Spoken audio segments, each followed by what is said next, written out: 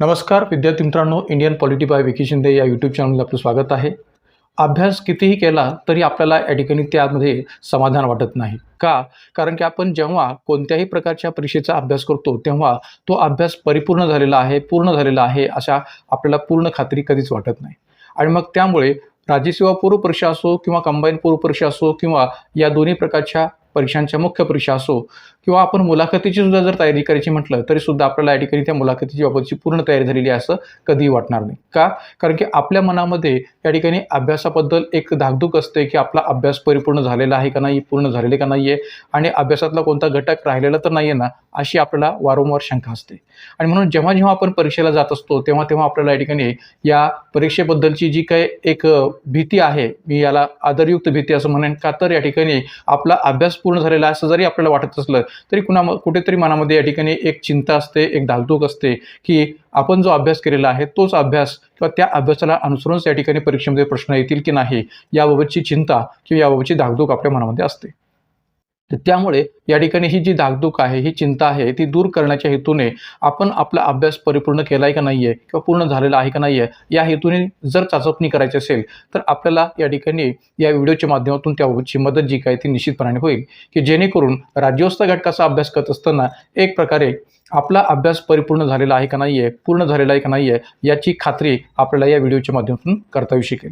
म्हणून आज आपण या ठिकाणी परीक्षेला जाता जाता या व्हिडिओच्या माध्यमातून एक छोटंसं मार्गदर्शन, परीक्षेपूर्वी आपण काय काय या ठिकाणी तयारी करणं अपेक्षित आहे, आपल्याकडून कोणती गोष्ट राहिली तर नाही आहे ना किंवा आपल्याकडून कोणता घटक अभ्यासाचा राहिला तर नाही आहे ना किंवा एखाद्या घटकाचा अभ्यास आपला परिपूर्ण झाला तर नाही आहे ना, या सर्व अर्थाने जी काही चर्चा आहे ती आज आपण या व्हिडिओच्या माध्यमातून घडवणार आहोत. तर त्यामुळे या ठिकाणी परीक्षेला जाता जाता या व्हिडिओचा मुख्य हेतू हाच आहे की आपण भलेही या ठिकाणी प्रत्येक विषयाचा, प्रत्येक घटकाचा परिपूर्ण अभ्यास केलेला असला तरीसुद्धा आपल्याकडून चुकून माकून काही गोष्टी अभ्यासाच्या राहत असतात किंवा एखादा घटक जो काय आहे तो आपण पाहू शकत नाहीत किंवा या ठिकाणी एक प्रकारे अभ्यासाच्या व्यापापोटी या ठिकाणी एखादा घटक आपल्याकडे चुकून राहू शकतो. तर त्यामुळे या सर्व अर्थाने जी काही चर्चा आहे ती एक सांगोपांग चर्चा आज आपण या व्हिडिओच्या माध्यमातून घडवून आणणार आहोत. तर राज्यव्यवस्था घटक जेव्हा आपण अभ्यासतो तेव्हा आपल्याला हे लक्षात आलं पाहिजे की या ठिकाणी राज्यव्यवस्था घटकाचे जे मूळ टॉपिक आहेत राज्यसेवा पूर्व परीक्षा प्रश्नातून, तर एक प्रकारे या राज्यसेवा पूर्व परीक्षा प्रश्नातून आपले मूळ टॉपिक आपल्याला माहिती असली पाहिजेत. कारण की जी काही आता 1 डिसेंबर 2024ला राज्यसेवा पूर्व परीक्षा होणार आहे किंवा त्या अनुषंगाने जी काही मुख्य परीक्षा होणार आहे, मुलाखत होणार आहे, तर मित्रांनो एक लक्षात घ्या की हा आता ऑब्जेक्टिव्ह पॅटर्नचा या ठिकाणी शेवटचा एक प्रकारे वर्ष आहे आणि त्यामुळे या ठिकाणी आपल्याला या गोष्टीची चांगली या ठिकाणी दखल घेऊन या परीक्षेचा चांगल्या प्रकारे अभ्यास करणं किंवा या परीक्षेचं चांगल्या प्रकारे या ठिकाणी पेपर देणं हे गरजेचं आहे. का? कारण की 2025 पासून वैकल्पिक विषय किंवा एक प्रकारे या ठिकाणी सामान्य अध्ययन सारखे पेपर किंवा एक प्रकारे निबंधाचा विषय, भाषा विषय हे सगळेच विषय जे काय आहेत ते एक प्रकारे वर्णनात्मक स्वरूपात अभ्यासावे लागणार आहेत, विशेषतः मुख्य परीक्षेच्या पातळीवर. आणि त्यामुळे आता ऑब्जेक्टिव्ह बेसिसवरचा आपला विशेषतः राज्यसेवा मुख्य परीक्षेचा ऑब्जेक्टिव्ह बेसिसवरचा आपला हा शेवटचं वर्ष असणार आहे आणि त्यामुळे आपला अभ्यास जो काय तो योग्य पद्धतीने करणं अपेक्षित आहे. मात्र बाकी जेव्हा आपण राज्यव्यवस्था घटकाची तयारी करतो तेव्हा राज्यव्यवस्था घटकाच्या दृष्टिकोनातून आपल्याला मूळतः राज्यसेवा पूर्व परीक्षेच्या अंतर्गत त्याचा नेमका सिलेबस काय आहे, त्याचा अभ्यासक्रम काय आहे, त्या अभ्यासक्रमातले कोणते टॉपिक आहेत ते माहिती असणं गरजेचं आहे. तर जेणेकरून या ठिकाणी याचा उल्लेख मी का करतोय, कारण की बहुतांश विद्यार्थ्यांना राज्यसेवा पूर्व परीक्षेचे मुख्य टॉपिक कोणते आहेत राज्यव्यवस्था घटकाचे तेच माहिती नसतात आणि मग त्यामुळे बऱ्याच वेळा असंही घडतं की आपण अभ्यास तर पूर्ण केलेला आहे असं आपल्याला वाटतं, पण एखादा घटक आपला आपण अभ्यासालाच आहे का नाही आहे याची खात्री नसते. मग आता पहा की लक्षात घ्या की जेव्हा आपण राज्यसेवा पूर्व परीक्षेच्या पातळीवर या राज्यव्यवस्था घटकाच्या बाबतीचा विचार करतो तेव्हा त्यामध्ये भारत आणि महाराष्ट्र असा टायटल दिलेला आहे. त्याचबरोबर राज्यशास्त्र व प्रशासन असाही उल्लेख केलेला आहे.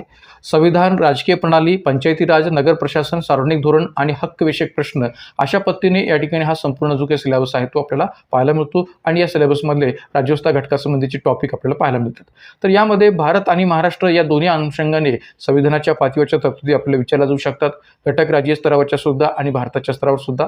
त्याचबरोबर राज्यशास्त्र आणि प्रशासन, जेव्हा आपण राज्यशास्त्र आणि प्रशासन असं म्हणतो तेव्हा राज्यशास्त्राच्या अनुषंगाने सुद्धा प्रश्न विचारायला आयोगाला वाव आहे, हेही आपण इथं लक्षात घेण्याची गरज आहे. आणि प्रशासनाच्याही पातळीवर या ठिकाणी प्रश्न विचारायला आयोगाला वाव आहे, कशा पद्धतीचे प्रश्न याआधी आयोगाने विचारलेले आहेत किंवा कशा पद्धतीने आयोग या प्रशासन घटकाविषयीचे प्रश्न विचारू शकतं, याची काही उदाहरणं आपण या ठिकाणी पाहणार आहोत. तर त्यामुळे राज्यशास्त्र आणि प्रशासन याही दृष्टिकोनातून आपला अभ्यास असणं अपेक्षित आहे. आणि राहिला प्रश्न संविधान, राजकीय प्रणाली, पंचायती राज, नगर प्रशासन, सार्वजनिक धोरण, हक्कविषयक प्रश्न, तर हे आपण अभ्यासणं अपेक्षितच आहे किंवा याचा आपण अभ्यास सहसा या ठिकाणी करतोच जेव्हा राज्यव्यवस्था घटकाची तयारी करतो. तर एक प्रकारे हे जे काही संबंध टॉपिक आहे ते टॉपिक आपल्याला चांगल्या पद्धतीने माहिती पाहिजेत आणि त्याचा संपूर्ण आपला अभ्यास झालेला असणं आवश्यक आहे. दुसरी गोष्ट, जेव्हा आपण या ठिकाणी प्रश्नांचं प्रमाण असं लक्षात घेतो, तर एक लक्षात घ्या की प्रश्नांचं प्रमाण या ठिकाणी एक प्रकारे प्रत्येक वेळेस ते कमी जास्त असतं. आता या आधीच्याही एका परीक्षेला जाता जाताच्या लेक्चरमध्ये मी या ठिकाणी प्रश्नांच्या प्रमाणाची वर्षवाईज जी काय यादी आहे ती यादी दिली होती. ती आपण आपल्या यूट्यूब लेक्चरच्या किंवा यूट्यूब व्हिडिओच्या प्लेलिस्टमध्ये जाऊन ते लेक्चर पाहू शकता. पण या ठिकाणी प्रश्नांचं प्रमाण किंवा प्रश्नांची संख्या जर आपण सरासरी जर विचार घेतली तर आपल्याला सांगता येईल की राज्यव्यवस्था घटकासंबंधीचे साधारणपणे 15 ते 20 प्रश्न किंवा 15 ते 18 प्रश्न या ठिकाणी परीक्षेमध्ये विचारले जातात जेव्हा आपण राज्यसेवा पूर्व परीक्षेचा विचार करतो.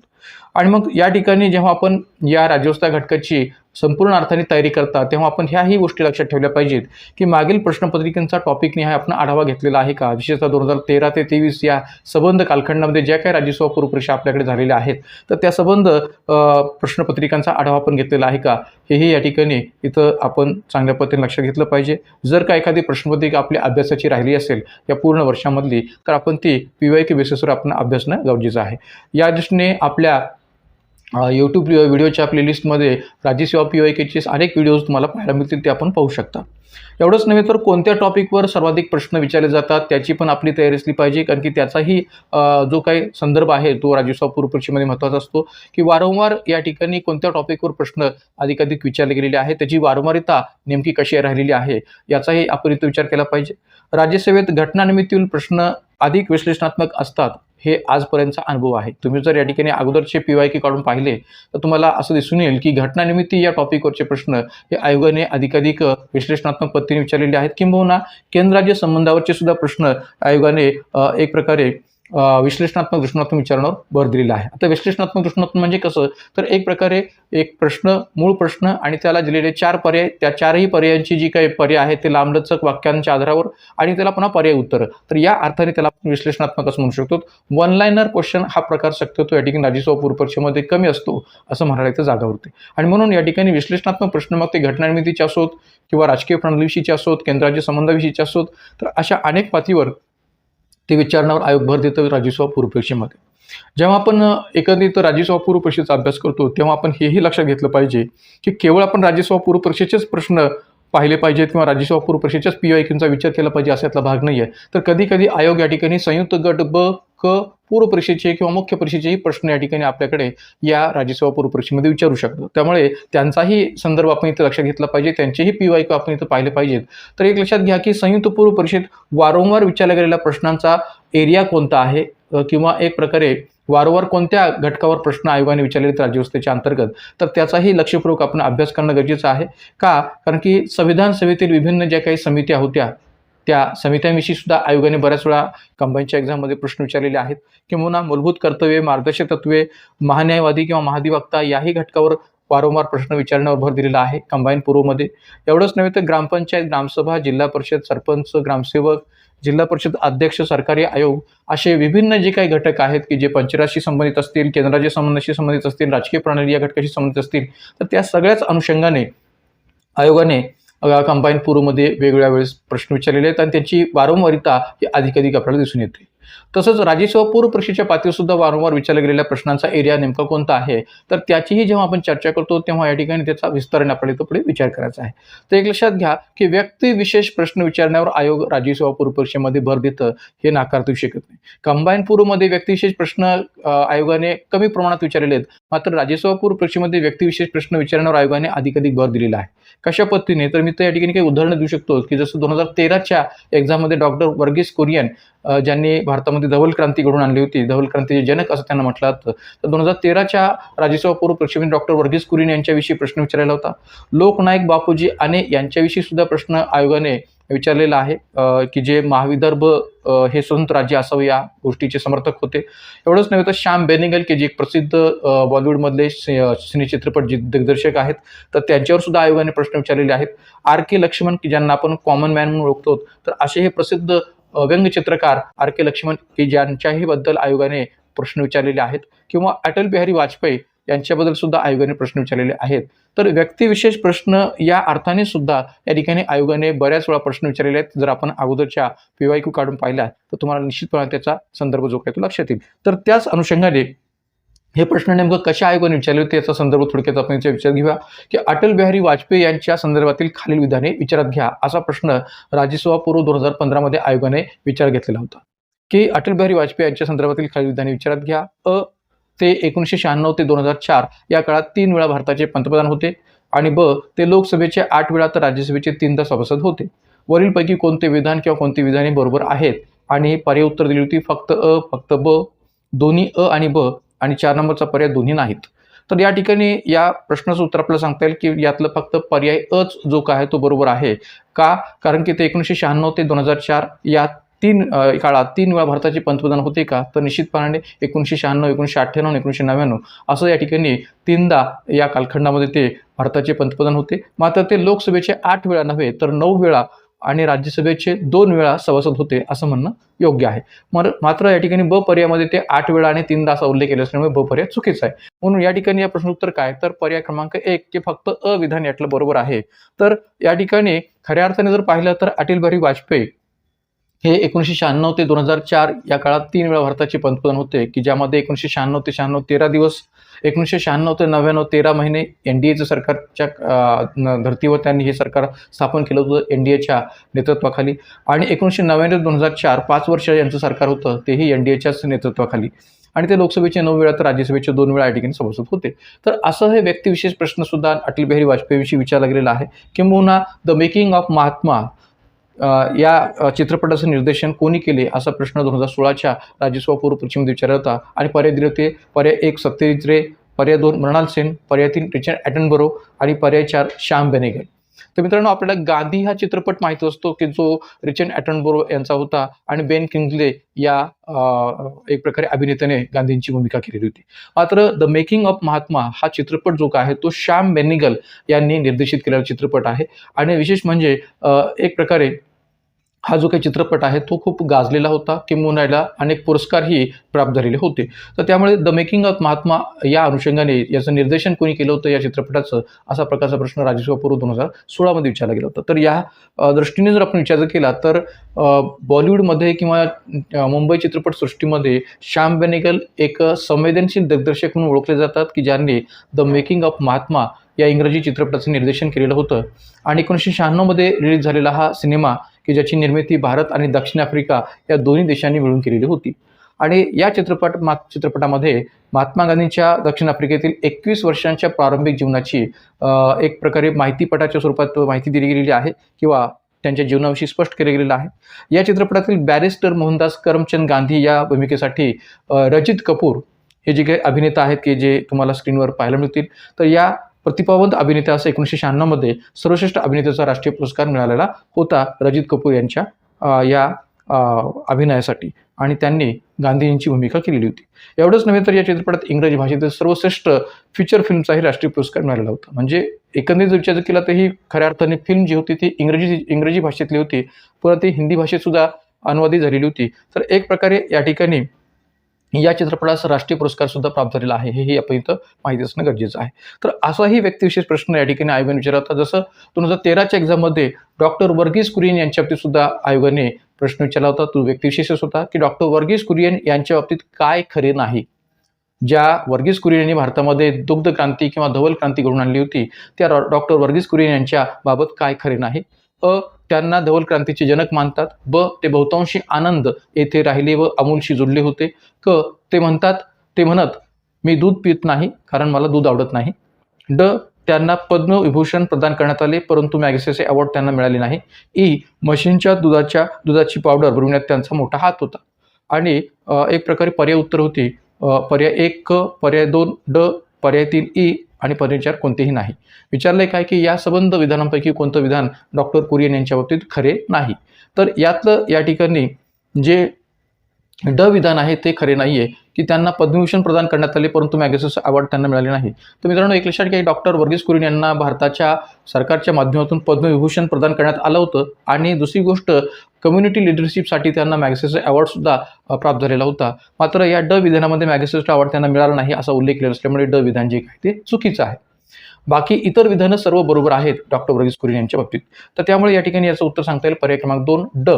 मग आता पहा की याही बाबतीत जर विचार केला तर डॉक्टर वर्गीस कुरियन यांची आपल्याला पूर्ण माहिती असणं गरजेचं आहे कारण की डॉक्टर वर्गीस कुरियन किंवा धवल क्रांती हा विषय आपल्या राज्यसेवा मुख्य परीक्षेच्या अंतर्गत सुद्धा टॉपिक म्हणून आपल्याला सांगता येऊ शकतो. तर त्यामुळे डॉक्टर वर्गीस कुरियन असो, दुग्ध क्रांती असो, हरित क्रांती असो या सर्वच अर्थाने आपल्याला या ठिकाणी मुख्य परीक्षेमध्ये सिलेबसच्या अंतर्गत घटक आहे. तर त्यामुळे पूर्व परीक्षेत सुद्धा त्या दृष्टीने प्रश्न विचारला गेला तर ते नवल असणार नाही. डॉक्टर वर्गीस कुरियन यांना भारत सरकारने पद्मभूषण सन्मानित केलेलं होतं. एवढंच नाही तर डॉक्टर कुरियन यांना कम्युनिटी लिडरशिपसाठी रॅमन मॅगसेसे पुरस्कार, कार्नेगी वॅटलर जागतिक शांतता पुरस्कार, अमेरिकेचा आंतरराष्ट्रीय पर्सन ऑफ द इयर आणि वर्ल्ड फूड प्राइज आदी पुरस्कारांनीही गौरवण्यात आलेलं होतं. आणि श्याम बेनेगल ज्यांनी गांधीजींवर द मेकिंग ऑफ महात्मा असा चित्रपट काढला होता त्याच श्याम बेनेगल यांनी या एक प्रकारे दिग्दर्शकाने डॉक्टर वर्गीस कुरियन यांच्या एकंदरीत धवल क्रांतीच्या दृष्टिकोनातून असणाऱ्या कार्यावरच्या बाबतीची दखल घेण्याच्या दृष्टीने मंथन या चित्रपटाच्या माध्यमातून त्यांच्या कार्याचा गौरव केला होता हेही आपल्याला इथं माहिती असणं गरजेचं आहे. तर त्यामुळे वेगवेगळ्या प्रकारच्या दृष्टिकोनातून व्यक्तिविशेष बाबतीत प्रश्न जे काय ते आयोगाने विचारलेले सुद्धा आणखीन एक व्यक्तिविशेष प्रश्न मी सांगतोय की खालील विवरणावरून व्यक्ती ओळखा. खालील विवरणावरून व्यक्ती ओळखा. राज्यसेवा पूर्व 2016 मध्ये हा प्रश्न विचारलेला आहे. अ ते पक्के महाविदर्भवादी होते. ब महाविदर्भास उपप्रांताचा दर्जा द्यावा ही धनंजय राव यांची कल्पनाही त्यांना मान्य नव्हती. आणि क त्यांना महाविदर्भ हे स्वतंत्र राज्य असावे असे सतत वाटे. आणि पर्याय 1 बॅरिस्टर रामराव देशमुख, पर्याय 2 ग. माडखोलकर, पर्याय 3 डॉक्टर मुकुंदराव जयकर, पर्याय 4 बापूजी आने. तर मित्रांनो या ठिकाणी लोकनायक बापूजी आने या व्यक्तिमत्वावर आधारित हा प्रश्न आयोगाने 2016 मध्ये विचारलेला होता आणि म्हणून या ठिकाणी याचं उत्तर आपल्याला सांगता येईल पर्याय क्रमांक 4 लोकनायक बापूजी आने. का तर या ठिकाणी लोकनायक बापूजी आने यांना या ठिकाणी महाविदर्भ किंवा विदर्भ प्रांताच्या दृष्टिकोनातून स्वतंत्र अस्तित्व असावं या दृष्टीने अधिकाधिक ओळखलं जातं. तर यांचीही माहिती आपल्याला थोडक्यात माहिती असणं गरजेचं आहे की लोकनायक बापूजी आने उर्फ डॉक्टर माधव श्रीहरी आने असं या ठिकाणी त्यांचं नाव होतं. राजकीय कारकिर्दीचा जर आपण विचार केला तर आने यांचे राजकीय गुरु होते लोकमान्य टिळक. 1948 ते 1952 या काळात ते बिहारचे राज्यपाल म्हणून कार्यरत होते. 1959 ची नागपूर लोकसभा मतदारसंघाची पोटनिवडणूक काँग्रेसच्या तिकिटावर त्यांनी जिंकली होती. कधी 1959 ची नागपूर लोकसभा मतदारसंघाची पोटनिवडणूक त्यांनी काँग्रेसच्या तिकिटावर जिंकली होती. 1962 ते 1967 या काळात नागपूर लोकसभा मतदारसंघातून विदर्भ आंदोलन समितीच्या तिकिटावर काँग्रेसच्या रिखबचंद्र शर्मा यांना पराभूत करून ते लोकसभेचे खासदार झाले. म्हणजे सुरुवातीला त्यांनी काँग्रेसच्या तिकिटावर पोटनिवडणूक लढवली होती पण जेव्हा स्वतंत्र महाराष्ट्र निर्माण झाला आणि विदर्भ जी स्वतंत्र अपेक्षा आणि यांनी व्यक्त केली होती किंवा महाविदर्भ हा स्वतंत्र प्रांत निर्माण व्हावा अशी जी काही अपेक्षा व्यक्त केली होती ती पूर्ण झाली नाही तेव्हा त्यांनी 1962 ते 1967 या काळात जी काही नागपूर लोकसभा मतदारसंघातून निवडणूक आहे ती काँग्रेसच्या तिकिटावर न लढता ती एक प्रकारे विदर्भ आंदोलन समितीच्या तिकिटावर लढली आणि त्यात त्यांनी काँग्रेसच्या शर्मा यांच्या या उमेदवाराला पराभूत करून लोकसभेत ते खासदार झालेले होते. त्याचबरोबर या ठिकाणी 1967 मध्ये नागपूर लोकसभा मतदारसंघातून काँग्रेसच्या NR देवघरे यांच्याकडून त्यांचा स्वतःचा पराभव झालेला होता किंवा ते पराभूत झालेले होते हेही इथं आपण लक्षात ठेवावं.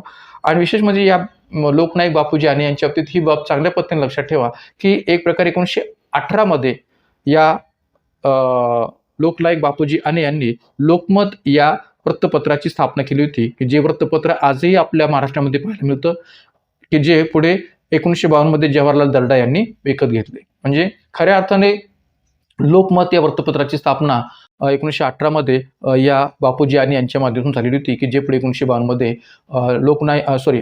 जवाहरलाल दर्डा यांनी विकत घेतले आणि आजही ते आपल्याकडे महाराष्ट्रामध्ये असलेलं पाहायला मिळतं.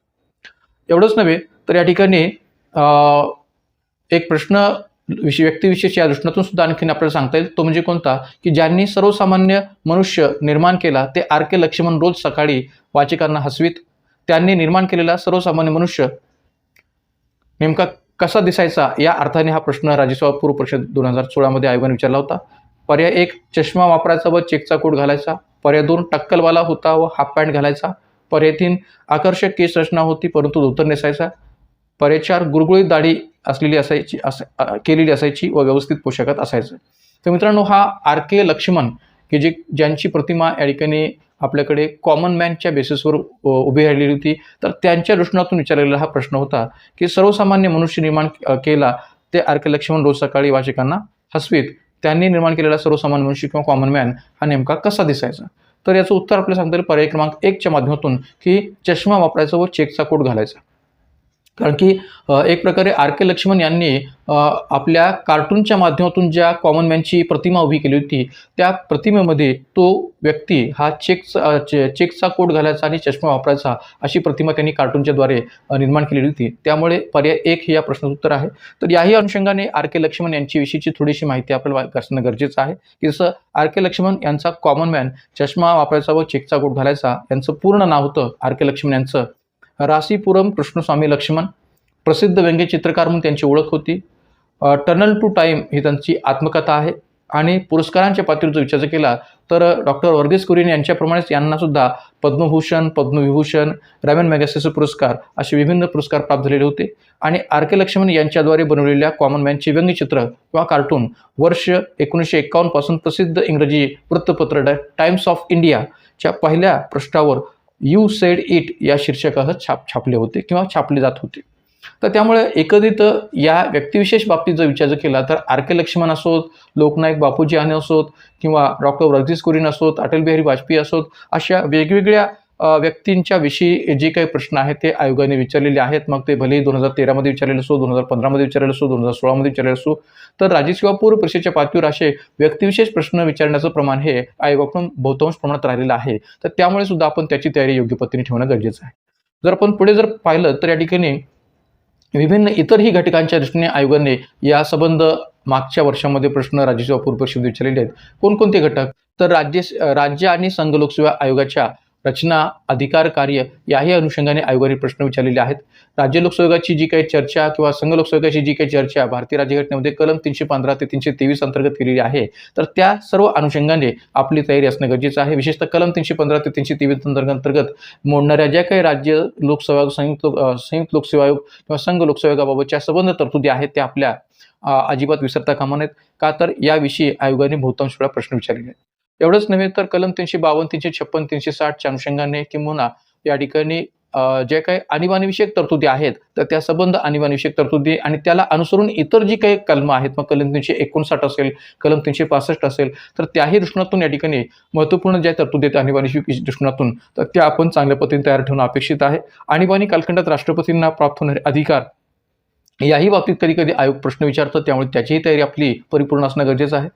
मूलभूत हक्कांच्या पातळीवर जी काही वेगवेगळ्या तरतुदी आहेत घटनेच्या अंतर्गत भाग 4च्या स्तरावर किंवा कलम 12 ते 35 अंतर्गत आणि विशेषतः या ठिकाणी मूलभूत हक्कांची चर्चा करत असताना आपल्या कलम 12 ते 35 मधल्या साधारणपणे कलम 12 ते 32 मधल्या ज्या काही तरतुदी आहेत त्या चांगल्या पद्धतीने तयार असतात. पण विशेषतः कधी कधी आयोग या ठिकाणी कलम 33 विषयी प्रश्न विचारतं, कलम 34 विषयी सुद्धा प्रश्न विचारतं, कलम 35 विषयी सुद्धा कधी कधी प्रश्न विचारतं. तर त्यामुळे या मूलभूत हक्कांच्या पातळीवर कलम 33, 34 आणि 35 याही तरतुदी आपण चांगल्या पद्धतीने लक्षात ठेवण्याची गरज आहे. का तर त्याही बाबतीत आयोग प्रश्न हे विचारत असतं. घटक राज्यांच्या निर्मिती क्रमाविषयी, कारण की भारतीय राज्यघटनेमध्ये जर आपण विचार केला तर कलम 3 असो, कलम 4 असो किंवा या कलम 3 आणि 4 मधल्या ज्या काही तरतुदी आहेत त्याही बाबतीत या ठिकाणी आयोग प्रश्न विचारतं. किंवा भारतीय राज्यघटनेच्या स्तरावर नवीन घटक राज्याची निर्मिती कोणत्या प्रक्रियेद्वारे केली जाते, ती नेमकी प्रोसेस काय असते याही बाबतीत प्रश्न आयोग विचारतं. आणि वेगवेगळ्या कालखंडामध्ये भारतात वेगवेगळ्या घटक राज्यांची जी निर्मिती झालेली आहे, मग जसं 2 जून 2014 तेलंगणा या नवीन राज्याची निर्मिती झालेली असेल किंवा एक प्रकारे 31 ऑक्टोबर 2019ला जम्मू काश्मीर किंवा लडाख या 2 केंद्रशासित प्रदेशांची निर्मिती केलेली असेल. तर अशा वेगवेगळ्या कालखंडातील वेगवेगळ्या घटक राज्यांच्या निर्मितीचा कालखंड किंवा कालानुक्रम जो काय आहे ते त्याही अनुषंगाने सुद्धा प्रश्न आयोग विचारतं. तर त्या पण त्याची बाबतीत तयारी आपली ठेवली पाहिजे. दुसरी गोष्ट, मूलभूत कर्तव्ये मार्गदर्शक तत्वांच्या बाबतीत जर विचार केला तर त्यातल्या संबंध तरतुदी ज्या आहेत तर त्याही तरतुदीकडे आपण चांगलीपूर्वक लक्ष दिलं पाहिजे. विशेषतः आपण जेव्हा कलम 39 ते 51चा संदर्भ विचार घेतो तर केवळ कलम 39 ते 51 मधल्या तरतुदींना विचार घेता त्याचबरोबर आपण कलम 38 मधली, कलम 37 मधली किंवा कलम 36 मधली सुद्धा तरतूद, विशेषतः या ठिकाणी कलम 12 आणि कलम 36चा जो काय राज्य या व्याख्येच्या दृष्टिकोनातून असणारा संबंध आहे तोही आपण लक्षात ठेवावा, कारण की राज्य या संकल्पनेची व्याख्या किंवा राज्य या संकल्पनेमध्ये कोणकोणत्या गोष्टींचा समावेश होतो याही बाबतीत आयोगाने बऱ्याच वेळा प्रश्न विचारले असल्यामुळे कलम 12 मधली तरतूद असो किंवा कलम 36 मधली तरतूद असो त्याचाही संदर्भ आपण विचारात घेणं गरजेचं आहे. संविधान सभेविषयी सखोल अभ्यास याकरता आवश्यक आहे का, तर संविधान सभेविषयी बरेच वेळा प्रश्न आयोगाने विचारत असताना कुठेतरी या ठिकाणी आपल्या संसदेच्या वेबसाईटवर आधारित असणारी जी काही माहिती आहे किंवा संसदेच्या वेबसाईटवर जी काही वेगळ्या प्रकारची माहिती सम ट्रूथ्स ऑफ कॉन्स्टिट्यूशन असेंब्ली या सदराखाली दिलेली आहे, तर त्या बाबतीत सुद्धा आयोगाने प्रश्न विचारलेले दिसून येतात. जसं आयोगाने एकदा असा प्रश्न विचारला होता की जेव्हा संविधान सभेच्या सदस्यांनी संविधानावर सह्या केल्या होत्या त्या दिवशी रिमझिम पाऊस पडला आणि तो शुभ शकून मानला गेला. तर असेही विधान देऊन आयोगाने प्रश्न मागे 2015च्या एक्झाममध्ये विचारलेला आहे. तर त्यामुळे या ठिकाणी आपली संविधान सभेविषयीची सखोल अभ्यास किंवा सखोल तयारी असणं गरजेचं आहे की ज्याविषयी आयोग प्रश्न विचारतात. तर त्यामुळे संविधान सभेच्या समिती असोत, संविधान सभेचं कामकाज असो, तर सगळ्याच बाबतीत आपली तयारी सखोल असणं गरजेचं आहे. विशेषतः मी आणखीन एकदा उल्लेख करेन की सम ट्रूथ्स ऑफ कॉन्स्टिट्यूशन असेंब्ली किंवा या संविधान सभेविषयीची काही तथ्य या बाबतीत या ठिकाणी निश्चितपणाने आपली माहिती ही अपडेट असणं गरजेचं आहे. किंबहुना या ठिकाणी याबाबतची संबंध माहिती जी काय आपल्या संसदेच्या वेबसाईटवर अवेलेबल आहे ती आपण वाचणं गरजेचं आहे. याविषयी मी एक यूट्यूब लेक्चर पण केलेलं आहे, ते आपण आपल्या यूट्यूबच्या व्हिडिओमध्ये पाहू शकता. सम ट्रूथ्स ऑफ कॉन्स्टिट्यूशन असेंब्ली या सदराखाली मी लेक्चर केलेलं आहे किंवा व्हिडिओ केलेला आहे. एवढंच नव्हे तर संविधान निर्मितीतील कायदे विशेषतः 1773च्या रेग्युलेटिंग ॲक्टपासून ते 1947च्या भारत स्वतंत्र कायद्यापर्यंतची संबंध कायद्यांची तयारी आपली सखोल पद्धतीने असणं गरजेचं आहे. त्यातल्या त्यात पिट्स इंडिया ॲक्ट असेल किंवा इंडिया काउन्सिल ॲक्ट असेल किंवा 1919चा कायदा असेल, 1909चा कायदा असेल, 1935चा कायदा असेल, तर या संबंध कायद्यांची आपली तंतोतंत तयारी असली पाहिजे. त्यातल्या तरतुदींच्या दृष्टीतून आपली तयारी असली पाहिजे, कारण की त्याही बाबतीत आयोग बऱ्याच वेळा प्रश्न विचारतं. एवढंच नव्हे तर घटनावस्तीच्या बाबतीत जर विचार केला तर महत्त्वाच्या ज्या काही घटनावस्ती आहेत त्या आपल्या तयार असणं गरजेचं आहे. विशेषतः 24वी घटनावस्ती, 42वी घटनावस्ती, 52वी घटनावस्ती, 91वी घटनावस्ती असेल किंवा 44वी घटनावस्ती असेल, तर या सर्व प्रकारच्या घटनावस्ती आहेत की ज्यांच्यावर आयोग नेहमी प्रश्न विचारतं. त्या संबंध घटनावस्तीविषयी आपली तयारी सर्व अर्थाने असली पाहिजे. विशेषतः अलीकडच्या कालखंडातल्या घटनावस्त्या, विशेषतः आता अलीकडच्या कालखंडातल्या म्हणजे कोणत्या, तर 101वी घटनावस्ती GST संबंधीची असेल, त्यानंतर झालेल्या 102वी, 103वी, 104वी, 105वी घटनावस्ती की ज्यांचा संबंध या ठिकाणी कुठेतरी आरक्षण या रचनातून आपल्याला जास्तीत जास्त जोडता येतो. कारण की 102व्या घटनावस्तीमध्ये सुद्धा आरक्षणाचा संबंध आहे, 103व्या घटनावस्तीमध्ये सुद्धा आरक्षणाचा संबंध जोडता येतो, 104व्या घटनावस्तीमध्ये पण आरक्षणाचा संबंध जोडता येतो आणि 105व्या घटनावस्तीच्या रचनातून सुद्धा आरक्षणाचा संबंध आपल्याला जोडता येतो. म्हणजे आरक्षण या एकाच धाग्याखाली किंवा एकाच घटकाखाली या चारही घटनावस्तींचा संबंध जो आहे तो वेगवेगळ्या दृष्टीने स्पष्ट केला गेलेला आहे. तर त्यामुळे तीही माहिती आपल्याला चांगल्या पद्धतीने तयार ठेवली पाहिजे. आणि नारी शक्ती बंधन विधेयक याविषयी प्रश्न मागेही विचारला गेला होता मागच्या एका एक्झाममध्ये आणि आताही रिपीट आहे की तो प्रश्न विचारला जाऊ शकेल असं म्हणाल काही हरकत नाही. विशेषतः UPSCच्या मागच्या एक्झाममध्ये पण नारी शक्ती बंधन विधेयकाविषयी प्रश्न विचारले, 106व्या घटनावस्तीविषयी प्रश्न विचारले. एवढंच नव्हे तर मागे या ठिकाणी 2016च्याही एक्झाममध्ये 108वे घटनावस्ती विधेयक या अर्थाने या महिलांच्या लोकसभा आणि विधानसभेतील वन-थर्ड आरक्षणाविषयीचा प्रश्न विचारला गेलेला होता. तर त्यामुळे या ठिकाणी 108वे घटनावस्ती विधेयक सुद्धा याच या ठिकाणी 106व्या घटनावस्तीशी संबंधित आहे. का तर कधी काळी आपल्याकडे 108वी घटनावस्ती विधेयक मांडून सुद्धा या महिलांना आरक्षण देण्याचा प्रयत्न केला गेलेला होता. मात्र ज्यावेळेस आपल्याकडे नारी शक्ती बंधन विधेयक मांडलं गेलं तेव्हा ते घटनावस्ती विधेयक होतं 128वे घटनावस्ती विधेयक. तर 128वे घटनावस्ती विधेयक या माध्यमातून 106वी घटनावस्ती झाली आणि महिलांना लोकसभा आणि विधानसभांच्या स्तरावर वन-थर्ड आरक्षण जे काही ते प्राप्त झालेलं आहे. तर या पूर्ण नारी शक्तीबंधन विधेयक असो किंवा 106व्या घटनावस्तीचा जो काही पूर्व इतिहास आहे, आतापर्यंत किती वेळा या ठिकाणी महिलांच्या या लोकसभा आणि विधानसभेतल्या वन-थर्ड आरक्षणाविषयी प्रयत्न झाला किंवा त्याविषयीची विधेयक घटनावस्ती विधेयक याआधी कधी मांडली गेली होती, केव्हा मांडली गेली होती, त्याही अनुषंगाने प्रश्न विचारायला असल्यामुळे आपण त्याची सखोल अर्थाने तयारी करणं गरजेचं आहे. तर याबाबतचं सुद्धा आपल्याकडे 106वी घटनावस्ती नावाचं जे व्हिडिओ आहे तो आपल्या यूट्यूब व्हिडिओच्या लिस्टमध्ये आहे. तर त्या आपल्या लिस्टमध्ये आपण जाऊन पाहू शकता किंवा आपल्या यूट्यूब व्हिडिओमध्ये पाहू शकता 106वी घटनावस्ती. एवढंच नव्हे तर घटनावस्तीच्या पद्धतीच्या दृष्टीने सुद्धा विविध देशांशी तुलना करून सुद्धा आयोगाने प्रश्न बऱ्याच वेळा विचारलेले आहेत. म्हणजे अमेरिका, इंग्लंड किंवा ऑस्ट्रेलिया, स्वित्झर्लंड अशा वेगवेगळ्या देशांच्या घटनावस्ती प्रक्रियेच्या दृष्टीतून भारतीय राज्यघटनेची घटनावस्ती प्रक्रिया याची तुलना करून प्रश्न विचारणं सुद्धा आयोगाने भर दिलेलं आहे. तर तेही प्रश्न आपण योग्य अर्थाने पाहणं गरजेचं आहे. संसदीय आणि विधिमंडळीय कामकाजाविषयी सुद्धा प्रश्न आयोग बऱ्याच वेळा विचारतं. विशेषतः या संसदेत चालणारी कामकाजाची भाषा असेल, विधिमंडळात चालणारी कामकाजाची भाषा असेल किंवा सभागृहातील महासचिवपद किंवा त्याची भूमिका असेल, त्याचं कार्य असेल, त्याचबरोबर व्हेटो पॉवर म्हणजे जे काही या ठिकाणी आपल्याकडे राष्ट्रपतींच्या किंवा राज्यपालांच्या माध्यमातून वापरले जाणारे व्हेटो पॉवर असतात, मग त्याच्यामध्ये निरंकुश नकाराधिकार असेल, गुणात्मक नकाराधिकार असेल, तात्पुरता नकाराधिकार असेल किंवा पॉकेट व्हेटो असेल, तर अशा या राष्ट्रपतींच्या वेगवेगळ्या नकाराधिकाराविषयीचे सुद्धा प्रश्न आयोगाने बऱ्याच वेळा विचारलेले आहेत. विशेषतः जोड्या लावाच्या रचने याचाबाबतचा उल्लेख आपल्याला सांगता येऊ शकेल. संसदेच्या संयुक्त बैठकीचा अध्यक्षस्थान भारतीय राज्यघटनेमध्ये कलम 108 नुसार संसदेची संयुक्त बैठक जी काही ती बोलावली जाते, तर अशा संसदेच्या संयुक्त बैठकीचं अध्यक्षस्थान लोकसभा अध्यक्ष भूषवतात. जर ते अनुपस्थित असेल तर लोकसभा उपाध्यक्ष, तेही अनुपस्थित असेल तर राज्यसभा उपसभापती, आणि जर हे तिघही अनुपस्थित असतील तर या ठिकाणी त्या संयुक्त बैठकीच्या अंतर्गत या संयुक्त बैठकीच्या अध्यक्षस्थान कोण भूषवावं या अर्थाने जो कोणी जे काही नाव पुढे येईल त्या नावाच्या दृष्टीतून ते अध्यक्षस्थान भूषवत असतं, तर ते सुचवलं जातं त्या बैठकीमध्ये. तर एक प्रकारे या ठिकाणी या संयुक्त बैठकीच्या अध्यक्षस्थान भूषवण्याच्या दृष्टीने सुद्धा आयोगाने मागं प्रश्न विचारलेले आहेत, तर त्यामुळे तोही भाग आपल्या चांगल्या पद्धतीने तयार असला पाहिजे. त्याचबरोबर नागरिकत्व या घटकाविषयी सुद्धा अनेक प्रश्न आयोगाने याआधी विचारलेले आहेत. विशेषतः नागरिकत्व कायद्याविषयी असेल किंवा नागरिकत्वाच्या भारतीय राज्यघटनेच्या तरतुदी असतील कलम 5 ते 11 अंतर्गत असणाऱ्या, तर त्याही दृष्टीतून या ठिकाणी आयोगाने बरेच प्रश्न विचारले. विशेषतः नागरिकत्वाच्या बाबतीत जर विचार केला तर 2019 साली किंवा 2019 या वर्षी या ठिकाणी आपल्याकडे नागरिकत्वाच्या कायद्यामध्ये जो काही बदल केलेले आहेत किंवा नवीन जे काही स्वरूप स्वीकारलं गेलेलं आहे, तर त्याही बाबतीत सुद्धा आपली तयारी असणे गरजेचं आहे. कारण की 2019च्या नागरिकत्व कायद्याविषयी सुद्धा आयोगाने बरेचसे प्रश्न याआधी विचारलेले आहेत. त्यानंतर घटनेतील सर्व महत्त्वाची कलमे आपण लक्षात ठेवण्याची गरज आहे. का तर या ठिकाणी जसं घटनावस्थेविषयी आयोग बऱ्याच वेळा प्रश्न विचारतो, तसं या ठिकाणी कलमाविषयी सुद्धा प्रश्न विचारण्यावर भर देतं. त्यामुळे जी काही सर्व महत्त्वाची कलमं याआधी राज्यसेवा पूर्व परीक्षेच्या PYQ विचारलेली ती तर आपण तयार ठेवायची, पण जी काही महत्त्वाची वाटतात राज्यसेवा पूर्व परीक्षेच्या दृष्टीने किंवा एकंदरीत या ठिकाणी आपल्या राज्यसेवा घटकाच्या दृष्टीने, तर त्या संबंध कलमांमधल्या तरतुदी किंवा तरतुदींच्या अनुषंगाने असणारी कलमं, तर त्याचाही आपला परिपूर्ण अभ्यास झाला असला पाहिजे. का तर त्याविषयी सुद्धा एक हमखास एखादा तरी प्रश्न विचारला जातो.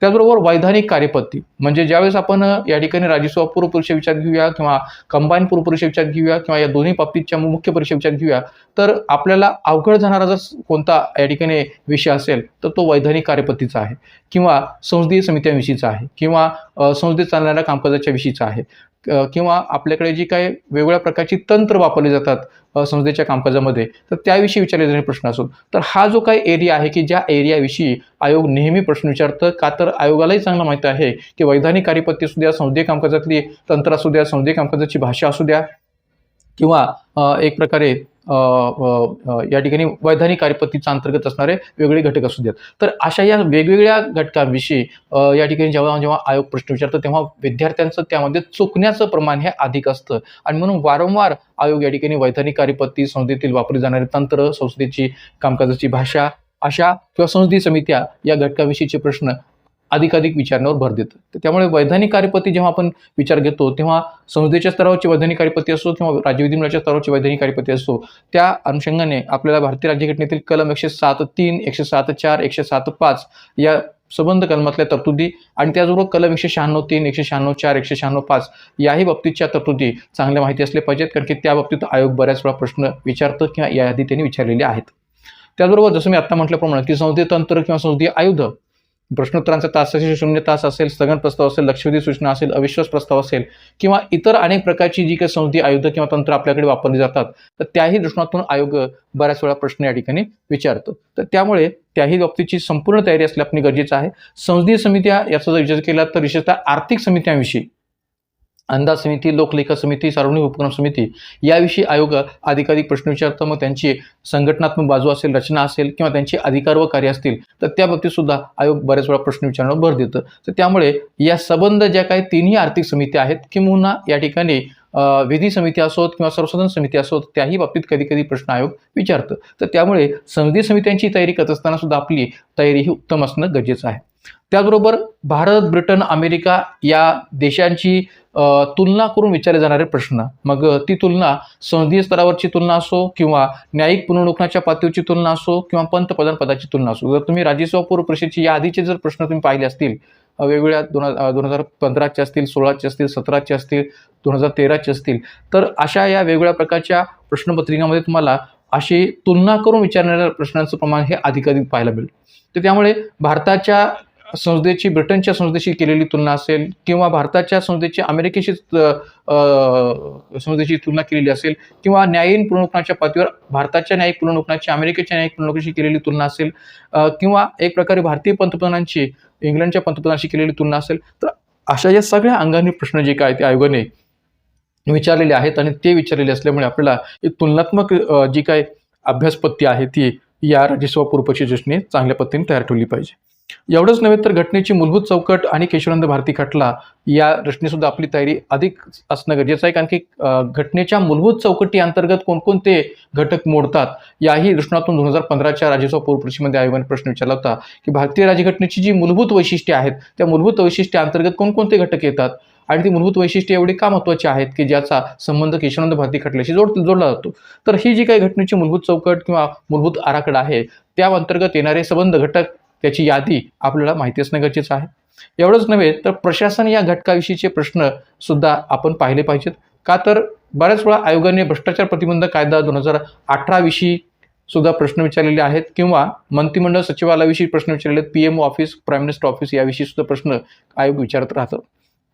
यामुळे प्रशासन या घटकाची तयारी करत असताना राज्यशास्त्र आणि प्रशासन या घटकाची तयारी करत असताना किंवा प्रशासन या घटकाची तयारी करत असताना त्याचे अगोदरचे जे काही मागील प्रश्न आहेत ते आयोगाने विचारलेले आहेत ते आपण चांगल्या पद्धतीने लक्षात घेतले पाहिजे. जसं आता एक प्रश्न आयोगाने मागे विचारला होता पहा की रिकामी जागा योग्य शब्दाने भरा. रिकामी जागा योग्य शब्दाने भरा. एका शासकीय नोकरात लाच घेताना पकडण्यास्तव तयार केलेल्या सापळ्यात फेनोल्फथेलिन पावडर लावलेल्या नोटा वापरल्या गेल्या. गुन्ह्यासाठी पुरावा म्हणून त्यावर शिंपडलेले सोडियम कार्बोनेट डॅश रंगाचे व्हाव्यास हवे. राज्यसेवा पूर्व 2013मध्ये असा एक वेगळ्या प्रकारचा प्रश्न आयोगाने विचारला होता की जो प्रशासन या घटकाशी संबंधित होता आणि पर्याय दिले होते. पर्याय 1 निळे, पर्याय 2 लाल, पर्याय 3 जांभळे आणि पर्याय 4 काळे. तर ज्यावेळेस एखाद्या शासकीय नोकरास लाच घेताना पकडलं जातं तर तेव्हा अशा प्रकारचा सापळा रचला जातो की ज्यामध्ये पावडर लावलेल्या नोटा वापरल्या जातात आणि गुन्ह्यासाठी पुरावा म्हणून त्यावर शिंपलेल्या सोडियम पावडरचा रंग नंतर कसा व्हायला पाहिजे तर त्याचा रंग जांभळा होणं अपेक्षित आहे असं याचं उत्तर आपल्याला सांगता येईल. पर्याय क्रमांक 2 हे उत्तर आपल्याला सांगता येईल की जांभळा हा रंग त्याच्या नंतर तो दिसतो. तर अशाही प्रकारचे प्रशासनाविषयीचे प्रश्न आयोगाने विचारलेले आहेत. किंवा राज्यसेवा पूर्व 2020च्या एक्झाममध्ये सुद्धा मंत्रिमंडळ सचिवालयाविषयी सुद्धा आयोगाने प्रश्न विचारला होता. तो काय विचारला होता की मंत्रिमंडळ सचिवालय याच्या संदर्भात खालीलपैकी कोणती विधाने सत्य आहेत. कॅबिनेट सेक्रेटरीच्या संदर्भात खालीलपैकी कोणती विधाने सत्य आहेत. ते इसवी सन 1950मध्ये स्थापन करण्यात आले. ते पंतप्रधानांच्या मार्गदर्शनाखाली काम करते. ते रेषा संघटन किंवा लाईन एजन्सी आहे. ते केंद्र सरकारमध्ये मुख्य समन्वयक म्हणून कार्य करते. अशी 4 विधाने दिलेली आहेत आणि पर्याय उत्तर दिलेली आहेत. पर्याय 1 A आणि B, पर्याय 2 A, B आणि C, पर्याय 3 B आणि D आणि पर्याय 4 A, C आणि D. विचारलंय काय की कोणतं विधान या 4 पैकी सत्य आहेत असं विचारलेले. तर मित्रांनो या ठिकाणी मंत्रिमंडळ सचिवालय असो किंवा PMO ऑफिस असो याही दृष्टिकोनातून आपली तयारी असणं गरजेचं आहे जेव्हा आपण प्रशासन या घटकाचा विचार करतो. किंवा आपल्याकडे राज्य सचिवालय आहे घटक राज्य स्तरावर, राज्य संचालनालय सुद्धा आहे, मुख्य सचिव हे पद सुद्धा आपल्याकडे राज्य सचिवालयाच्या अंतर्गत असतं. तर अशा या सर्व अर्थाने सुद्धा प्रश्न आयोग विचारू शकतं. त्याचीही तयारी आपली प्रशासन या घटकाच्या दृष्टीने असली पाहिजे. तर या ठिकाणी या 4 विधानांपैकी 2च विधानं बरोबर आहेत.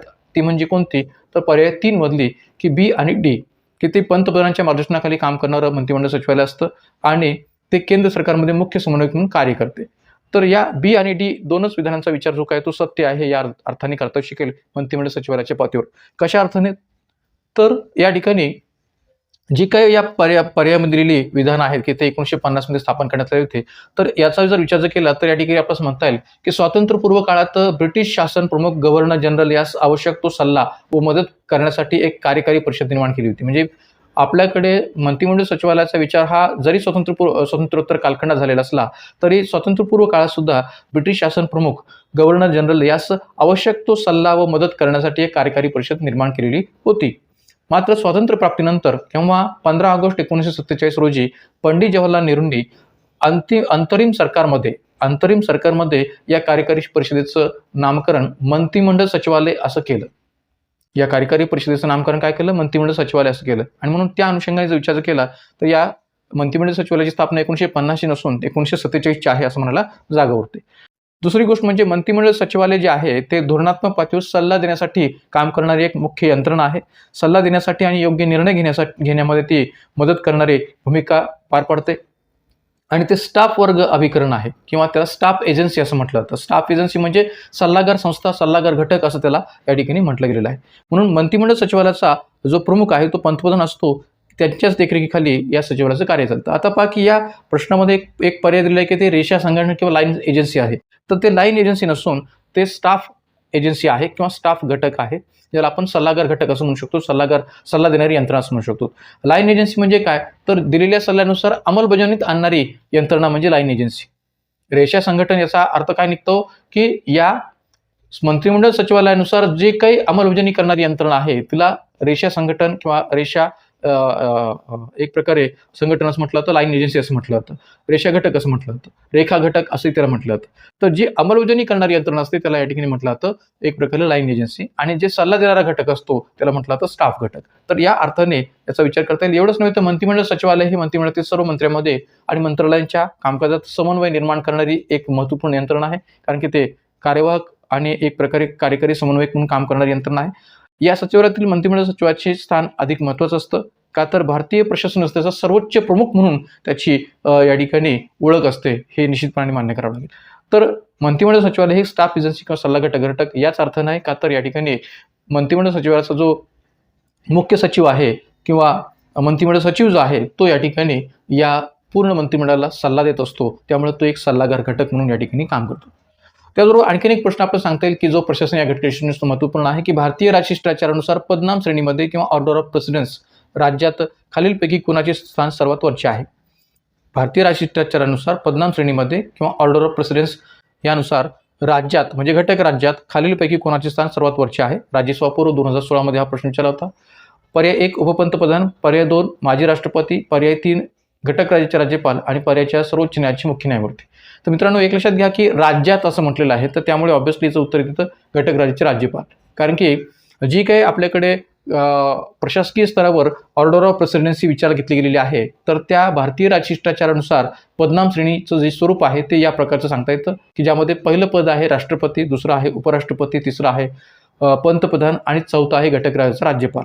तर त्यामुळे घटक राज्यीय स्तरावर विचार केला तर राज्यपालाचं स्थान हे सर्वोच्च आहे, या पदनाम श्रेणीमध्ये सर्वात वरचं स्थान आहे असं म्हणायला जागा उरते. तर त्यामुळे या ठिकाणी राज्यपाल हा घटक जो काय आहे तो राज्यामध्ये या पदनाम श्रेणीमध्ये सर्वात वरच्या स्थानावर आहे हे तर स्पष्ट करता येईल. आणि बाकी यादी सुद्धा आपण स्क्रीनवर पाहू शकता की नेमके या ठिकाणी त्याच्यानंतर येणाऱ्या पदनाम श्रेणीमध्ये कोणकोणती पदं आहेत. त्यानंतर आणखीन एक प्रश्न सुद्धा प्रशासन या घटकातून विचारलेला होता किंवा एक प्रकारे नेतृत्व या दृष्टीकोनातून किंवा व्यक्तिविशेष असंही त्याला म्हणायला काही हरकत नाही की पुढील पुरुष व महिला त्यांच्या क्षेत्रात महान आहेत किंवा होत्या, त्यातील कोण डावखुरी नाहीत किंवा नव्हते. राज्यसभा पूर्व 2016 मध्ये सुद्धा प्रश्न हा विचारलेला होता की Barack Obama, Bill Clinton, Mahatma Gandhi, Narendra Modi, Bill Gates, Tom Cruise, Marilyn Monroe, Angelina Jolie, Amitabh Bachchan आणि सचिन तेंडुलकर अशी 10 नावं दिलेली होती. आणि हे या ठिकाणी विचारलं होतं की यापैकी कोण डावखुरी नाहीत. डावखुरी नाहीत म्हणजे एक प्रकारे या ठिकाणी डाव्या हाताने एक प्रकारे काम करणारे नाहीत. तर डावखुरे नाहीत असा उल्लेख यांच्या बाबतीत केलेला आहे. आणि पर्याय दिले होते महात्मा गांधी, नरेंद्र मोदी, अमिताभ बच्चन आणि वरीलपैकी कोणीही नाही. तर या ठिकाणी हे सर्वच 10 व्यक्ती डावखुऱ्या होत्या किंवा डावखुऱ्या आहेत असं म्हणायला जागा उरते, आणि म्हणून या ठिकाणी याचं उत्तर सांगता येईल वरीलपैकी कोणीही नाही. तर असे थोडेसे वेगळ्या टाईपचे सुद्धा प्रश्न या ठिकाणी नेतृत्व, व्यक्तिविशेष किंवा प्रशासन या दृष्टीकोनातून सुद्धा आयोगाने विचारलेले असल्यामुळे त्याचीही आपली तयारी असणं गरजेचं आहे. एवढंच नव्हे तर आंतरराष्ट्रीय न्यायालय, कॉमनवेल्थ विषयीचे सुद्धा प्रश्न आयोगाने विचारलेले आहेत. जर तुम्ही मागच्या प्रश्नपत्रिका काढून पाहिल्या तर आंतरराष्ट्रीय न्यायालयाच्या स्थानाविषयी सुद्धा आयोगाने प्रश्न विचारलेला आहे की आंतरराष्ट्रीय न्यायालयाचं स्थान किंवा मुख्यालय नेमकं कुठं आहे, त्याही दृष्टीकोनातून प्रश्न विचारलेले आहेत. कॉमनवेल्थ विषयीचे सुद्धा प्रश्न आयोगाने विचारलेले आहेत. कॉमनवेल्थ विषयी वेगवेगळ्या प्रकारची विधानं देऊन सुद्धा आयोगाने प्रश्न विचारलेले आहेत. किंवा आयर्न कर्टन म्हणजे पोलादी पडदा अशी एकंदरीत या ठिकाणी उल्लेख कुणी केला होता, त्याचा उल्लेख मी खाली त्या प्रश्नामध्ये केलेला आहे. किंवा G20 परिषदेची सुद्धा आपली तयारी असली पाहिजे, कारण G20 परिषदेविषयी सुद्धा आयोग प्रश्न विचारू शकतं की जी भारतामध्ये मागं झालेली होती. तर एक प्रश्न आहे की जो मागं आयोगाने 2016च्याच एक्झाममध्ये विचारला होता की डॅश यांनी साम्यवादी व मुक्त पाश्चात्य यांच्यातील मतभेदाचे वर्णन करण्यासाठी पोलादी पडदा किंवा आयर्न कर्टन ही संज्ञा सर्वप्रथम वापरली. तर आता हा प्रश्न सिलेबसच्या दृष्टीकोनातून आपल्याला योग्य आहे असं वाटत नाही, पण आयोगाने निश्चितपणे तो विचारला. तर याचा संदर्भ आपण या ठिकाणी राज्यशास्त्र या दृष्टीकोनातून विचारायला घ्यायला काही हरकत नाही. राज्यशास्त्र या सदराखाली हा प्रश्न विचारला जाऊ शकतो किंवा विचारायला वाव आहे असं म्हणायला जागा उरते. मग आता पहा की डॅश यांनी साम्यवादी व मुक्त पाश्चात्य यांच्यातील मतभेदाचे वर्णन करण्यासाठी पोलादी पडदा किंवा आयर्न कर्टन ही संज्ञा सर्वप्रथम वापरली. पर्याय 1 सर विन्स्टन चर्चिल, पर्याय 2 फ्रँकलिन रुझवेल्ट, पर्याय 3 थिओडोर रुझवेल्ट आणि पर्याय 4 मार्शल टिटो. तर मित्रांनो, दुसऱ्या महायुद्धानंतर एक प्रकारे पोलादी पडदा किंवा आयर्न कर्टन ही जी काही संकल्पना आहे ती पुढे आली, की जी सर विन्स्टन चर्चिल यांनी एक प्रकारे सर्वप्रथम वापरली होती असं म्हणायला जागा होते. कशा पद्धतीने सर विन्स्टन चर्चिल यांनी या आयर्न कर्टनचा उल्लेख केलेला होता, याचा जर उलगडा करायचा तर त्याची एक पार्श्वभूमी आहे.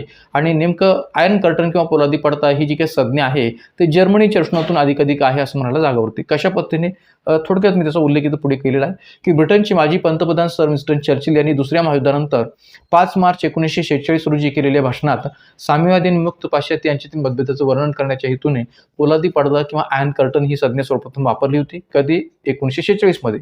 आणि दुसऱ्या महायुद्धानंतर नेमकं काय झालं होतं, तर 1949 मध्ये जर्मनी या देशाचे 2 स्वतंत्र देश झाले होते. एक पश्चिम जर्मनी आणि दुसरा पूर्व जर्मनी. आणि मग मित्र राष्ट्रांच्या नियंत्रणातल्या पश्चिम जर्मनीला the Federal Republic of Germany असं म्हटलं गेलेलं होतं. आणि सोव्हिएत संघच्या म्हणजेच आजच्या रशियाच्या ताब्यातल्या पूर्व जर्मनीचं जर्मन डेमोक्रेटिक रिपब्लिक असं नामकरण करण्यात आलेलं होतं. म्हणजे एक जो आहे पश्चिम जर्मनीचा भाग जो काही तो युरोपशी रिलेटेड होता, आणि जो दुसरा एक प्रकारे पूर्व जर्मनीचा भाग आहे की जो सोव्हिएत संघ किंवा रशियाशी रिलेटेड होता. पश्चिम जर्मनीतील लोक मुक्तपणाने देशात फिरू शकत होते, त्यांच्यावर कोणतीही बंधनं नव्हती, त्यांना पूर्ण विचार स्वातंत्र्य होतं. मात्र पूर्व जर्मनीतील ज्याच्यावर रशिया किंवा सोव्हिएत संघचं नियंत्रण होतं, तर त्या लोकांवर अनेक बंधनं होती. परिणामी काही वर्षातच पूर्व जर्मनीतील हजारो लोक हे पश्चिम जर्मनीत पलायन करू लागले. आणि त्यामुळे पूर्व जर्मनीतील वाढतं स्थलांतर थांबविण्यासाठी पूर्व आणि पश्चिम जर्मनी यांच्या सीमेवर एक भिंत बांधली गेली. त्या भिंतीला या ठिकाणी बर्लिन भिंत असंही म्हटलं गेलं होतं. तर हे यांच्या सीमेवर एक भिंत बांधण्याचं ठरवलं गेलं आणि 13 ऑगस्ट 1961 रोजी ही भिंत एका रात्रीत बांधली गेली. आणि ही भिंत पुढे पूर्व आणि पश्चिम जर्मनीच्या किंवा पूर्व आणि पश्चिम युरोपच्या फाळणीचं प्रतीक बनली होती. आणि याच एक प्रकारे भिंतीच्या अनुषंगाने लोखंडी किंवा पोलादी पडदा, आयर्न कर्टन असं म्हटलं जाऊ लागलं होतं. तर त्यामुळे असेही प्रश्न आयोगाने राज्यसभा पूर्व परीक्षेमध्ये विचारलेले आहेत, राज्यशास्त्र या घटकाच्या अनुषंगाने, टॉपिकच्या अनुषंगाने असं म्हणायला जागा होते. तर त्यामुळे अशाही प्रकारच्या प्रश्नांची तयारी आपण ठेवली पाहिजे. त्याचबरोबर राजकीय प्रणाली याचा जर आपण विचार केला तर राजकीय प्रणालीविषयी सुद्धा कोणकोणते प्रश्न कोणकोणत्या टॉपिकविषयी विचारलेले आहे. तर न्यायिक पुनर्वलोकन घटकाची तयारी इथं आपण चांगल्या पद्धतीने ठेवणं आवश्यक आहे, कारण की याच्याविषयी तुलनात्मक प्रश्न तर विचारलेले आहेतच आहेत, पण संकल्पनात्मक पातळीवर सुद्धा आयोगाने प्रश्न विचारलेले आहेत. केंद्र राज्य संबंधांचा जेव्हा आपण विचार करतो तेव्हा कायदेशीर संबंध असतील, प्रशासकीय संबंध असतील किंवा एक प्रकारे वित्तीय संबंध असतील, तर या अनेक बाबतीत सुद्धा आयोगाने प्रश्न जे काय आहेत ते विचारलेले आहेत. एवढंच नव्हे तर या ठिकाणी जीएसटी, केंद्र राज्य संबंधाविषयीचे सर्व आयोग, मग ते सरकारी आयोग असेल, राजमन्नार कमिशन असेल किंवा पंच आयोग असेल, तर असे अनेक जे आयोग आहेत त्या आयोगाच्या विभिन्न तरतुदी आहेत. विशेषतः सरकारी आयोग आणि पंच आयोगाच्या तरतुदी या ठिकाणी आयोगाने अधिकाधिक विचारण्यावर भर दिलेला आहे. त्यामुळे आपली तयारी ही सरकारी आयोग आणि पंच आयोगाच्या बाबतीत व्यवस्थित असली पाहिजे. विभागीय परिषद याबाबतचे प्रश्न सुद्धा आयोगाने बऱ्याच वेळा विचारलेले आहेत. किंबहुना आंतरराज्यीय परिषद, भारतीय राज्यघटनेमध्ये कलम 263 खाली ज्या आंतरराज्यीय परिषदेचा उल्लेख केलेला आहे, तर त्या आंतरराज्यीय परिषदेविषयी सुद्धा आयोगाने प्रश्न विचारलेले आहेत. 1989 मध्ये जे काही व्ही.पी. सिंग सरकार स्थापन झालं होतं तेव्हा त्यांनी प्रथमतः कायदा करून या ठिकाणी कायमस्वरूपी आंतरराज्यीय परिषदेची जी काही स्थापना आहे ती केली होती सरकारी आयोगाच्या शिफारशीनुसार. तर त्यामुळे अशा अनेक बाबी कलम 263 खाली असोत किंवा विभागीय परिषदेच्या दृष्टिकोनातून असणारा केंद्राच्या संबंधाचा असणारा भाग असो. एवढंच नव्हे तर कलम 262 च्या दृष्टिकोनातून नदी खोऱ्यातील पाण्याचं वाटप किंवा नदी खोऱ्यातील पाण्याच्या वाटपावर नियंत्रण, किंवा कलम 201 किंवा 262 या दोन्ही कलमामधील तरतुदी असतील, कलम 262(1) आणि 262(2) या दोन्ही कलमातील तरतुदी असतील, तर त्याही अनुषंगाने सुद्धा आयोग बऱ्याच वेळा प्रश्न विचारतात. तर त्याचीही तयारी आपली असणे गरजेचं आहे. राजकीय प्रणाली म्हटलं की राज्यपाल, राष्ट्रपती, उपराष्ट्रपती, लोकसभा अध्यक्ष, विधानसभा अध्यक्ष, विधान परिषद सभापती या सगळ्याच विषयी आपली तयारी असणं गरजेचं आहे. कारण की हे सगळे घटक हे राजकीय प्रणाली अंतर्गत मोडणारे घटक असल्यामुळे राष्ट्रपतीच्या महाभियोग प्रक्रियेविषयी असो, राष्ट्रपतीच्या नेमणुकीविषयी असो, राष्ट्रपतीच्या विभिन्न तरतुदीविषयीचे प्रश्न असो, उपराष्ट्रपतीविषयीच्या पदसिद्ध अध्यक्ष या दृष्टीकोनातून असणाऱ्या भूमिकेविषयीचे प्रश्न असोत, किंवा राज्यपालाच्या 152 कलम 153 पासून ते या ठिकाणी एक प्रकारे 167 पर्यंतच्या विभिन्न जे काही तरतुदी असोत, मुख्यमंत्री मंत्रिपरिषदेच्या दृष्टीकोनातून असणाऱ्या तरतुदी असोत, लोकसभा अध्यक्ष आणि उपाध्यक्षाच्या बाबतच्या तरतुदी असोत, किंवा विधानसभा अध्यक्ष आणि विधान परिषद सभापतीविषयीच्या वेगळ्या तरतुदी असोत, तर त्याही बाबतीत सुद्धा एक वारंवार प्रश्न विचारत असल्यामुळे आपली तयारी तिथं असणं गरजेचं आहे. मित्रांनो, आणखीन एक जे 2 घटक आहेत की ज्याविषयी आपली तयारी सहसा नसते राज्यसेवा पूर्व परीक्षेची तयारी करत असताना, ते 2 घटक म्हणजे कोणते? तर सार्वजनिक धोरण आणि हक्कविषयक प्रश्न. बहुतांश विद्यार्थ्यांचा तर या ठिकाणी या 2 घटकाविषयीचा अभ्यासही नसतो. मात्र प्रश्न नक्कीच या ठिकाणी याबाबतीत विचारले जातात, हे इथं लक्ष देण्याची गरज आहे. जसं पहा की सार्वजनिक धोरण म्हटलं की आपल्याला एक प्रकारे आजपर्यंतचा जर तुम्ही अनुभव घेतलेला असेल राज्यसेवा पूर्व परीक्षेचा, तर त्यामध्ये मागच्या PYQमध्ये शिक्षणविषयक धोरणाविषयी बऱ्याच वेळा प्रश्न विचारलेले आहेत. उच्च शिक्षणविषयक धोरणाविषयी प्रश्न विचारलेले आहेत. विद्यापीठ शिक्षण आयोगाविषयी विशेषतः या ठिकाणी डॉक्टर सर्वपल्ली राधाकृष्णन आयोगाविषयी प्रश्न आयोगाने विचारलेले आहेत. 1948चा जो काही विद्यापीठ शिक्षण आयोग म्हणून ओळखला गेलेला आहे, तर त्याच्याविषयी प्रश्न विचारलेले आहेत. UGC विषयी सुद्धा आयोगाने प्रश्न विचारलेले आहेत. किंवा higher education empowerment regulation agency, in short HERA, याविषयी सुद्धा आयोगाने प्रश्न विचारलेले आहेत. यशपाल समितीच्या शिफारशी सुद्धा आयोगाने प्रश्न विचारलेले आहेत. किंवा RTE, राईट टू एज्युकेशन 2009, या कायद्याविषयी सुद्धा आयोगाने प्रश्न विचारले आहेत. किंवा न्यू एज्युकेशन पॉलिसी 2020 विषयी सुद्धा आयोग प्रश्न विचारू शकतं, असं म्हटलं तरी काही चुकीचं होणार नाही. त्यामुळे शिक्षणविषयक धोरणाच्या दृष्टीतून जेवढे काही प्रश्न आयोगाने याआधी विचारलेले आहेत, त्या सगळ्यांचा आपला परिपूर्ण अभ्यास असला पाहिजे, त्याची उजळणी आपली असली पाहिजे आणि या टॉपिकच्या अनुषंगाने जी काही इतर संबंध माहिती आहे त्याची पण आपण तयारी ठेवणं गरजेचं आहे. एवढंच नव्हे तर परराष्ट्र धोरणाच्या बाबतीत सुद्धा आयोगाने प्रश्न विचारले आहेत. विशेषतः ॲक्ट ईस्ट आणि थिंक वेस्ट, पूर्व लक्षी कृती धोरण, विशेषतः या ठिकाणी 1991 ते 95 किंवा 1991 ते 96 या कालखंडामध्ये PV नरसिंहराव यांच्या कालखंडात जे धोरण परराष्ट्र धोरणाच्या पाती विचार घेतलं गेलं होतं. डॉक्टर मनमोहन सिंग यांच्या कालखंडात परराष्ट्र धोरणाचा विचार ज्या पद्धतीने केला गेलेला होता.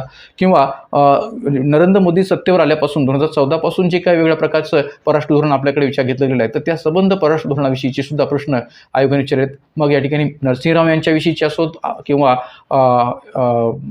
डॉक्टर मनमोहन सिंग यांच्या परराष्ट्र धोरणाविषयीचे असोत किंवा आत्ताच्या नरेंद्र मोदी सरकारच्या परराष्ट्र धोरणाविषयी असोत. विशेषतः शेजारी प्रथम, नेबरहुड फर्स्ट धोरण असेल, पंचशील तत्व, पंडित जवाहरलाल नेहरू यांनी मांडलेली पंचशील तत्व असतील, ज्यामध्ये अनाक्रमण, हस्तक्षेप, अखंडता, सार्वभौमत्व, परस्पर सहकार्य आणि शांततामय अस्तित्व.